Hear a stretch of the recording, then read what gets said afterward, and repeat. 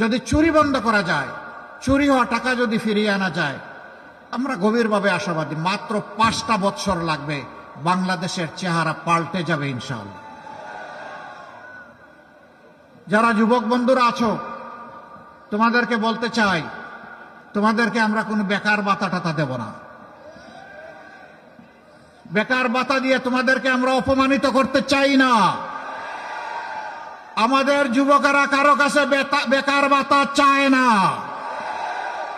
আমাদের যুবকেরা তাদের দক্ষতার, যোগ্যতার স্বীকৃতি চায়।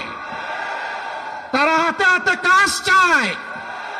আমরা কথা দিচ্ছি, তোমাদের প্রত্যেকের হাতে মর্যাদার কাজ তুলে দেব ইনশাআল্লাহ। কি বুঝলেন ভাই? অনলি যেটাই চাই। মা বোনদের কথা দিচ্ছি, 24-এ আপনারা জীবন বাজি রেখে ঢাকা সহ সারা বাংলাদেশে আপনাদের সন্তানদের সাথে রাস্তায় এসে লড়াই করেছেন। আমরা আপনাদের কাছে কৃতজ্ঞ। এমন বাংলাদেশ আমরা আপনাদের জন্য গড়ে তুলতে চাই। আপনাদের গৃহে, যাতায়াত অবস্থায়, চলাচলে এবং কর্মস্থলে 3 জায়গায় ইনশাআল্লাহ আমরা আপনাদের জন্য শতভাগ নিরাপত্তা এবং মর্যাদা নিশ্চিত করব। কোন জালিম আপনাদের দিকে চোখ তুলে তাকানোর সাহস করবে না। আর যদি কেউ করে, রাষ্ট্র তার চোখ উপড়ে ফেলবে। আল্লাহ রসুল বলেছিলেন, আল্লাহর দেওয়া হেদায়েতের ভিত্তিতে, ও বিশ্ববাসী, আজকে তোমাদেরকে এমন একটি শাসন সমাজ ব্যবস্থা উপহার দিয়ে যাচ্ছে, সানাত ইয়েমেনের সানা থেকে মরক্কোর হাজারামাউত পর্যন্ত এই দীর্ঘ রাস্তা একজন তরুণী, তম্বি, যুবতী একাকী রাস্তা অতিক্রম করবে, আল্লাহ ছাড়া আর কাউকে ভয় করবে না।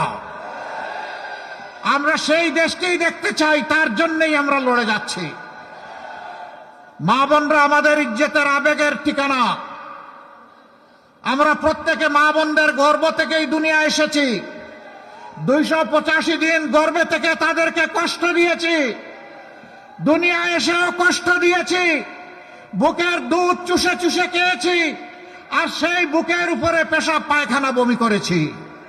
মা শীতে কিংবা গ্রীষ্মে কখনো তার আদরের দুলাল দুলালিকে বিরক্ত হয়ে ছুঁড়ে মারেন নাই, বরঞ্চ উল্টা চুমু দিয়েছেন।